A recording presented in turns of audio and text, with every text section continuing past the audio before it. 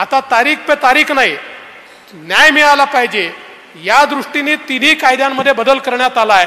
आणि भारतीय साक्ष कायदा तयार करताना मोठ्या प्रमाणात फॉरेन्सिक एव्हिडन्सवर आपण कसं भर देऊ शकू, कारण आपल्याला माहिती आहे ज्यावेळी ह्युमन एव्हिडन्स असतो त्यावेळी तो होस्टाईल होतो। अनेक वेळा लोक दबावाखाली खोटं बोलतात, अनेक वेळा आपली साक्ष फिरवतात आणि अपराधी सुटून जातात। त्यामुळे आता टेक्निकल, लीगल, फॉरेन्सिक अशा प्रकारचा एव्हिडन्स आपल्याला कसा तयार करता येईल या दृष्टीनं आपण या कायद्यामध्ये बदल केलाय। आणि आत्तापर्यंत इलेक्ट्रॉनिक एव्हिडन्स हा साक्षीचा भाग मानला जात नव्हता।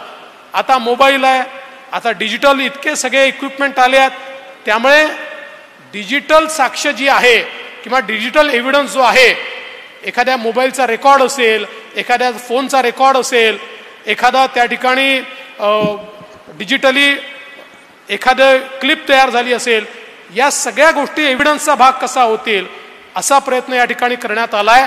त्यामुळे त्याचाही भाग आता करण्यात आलाय।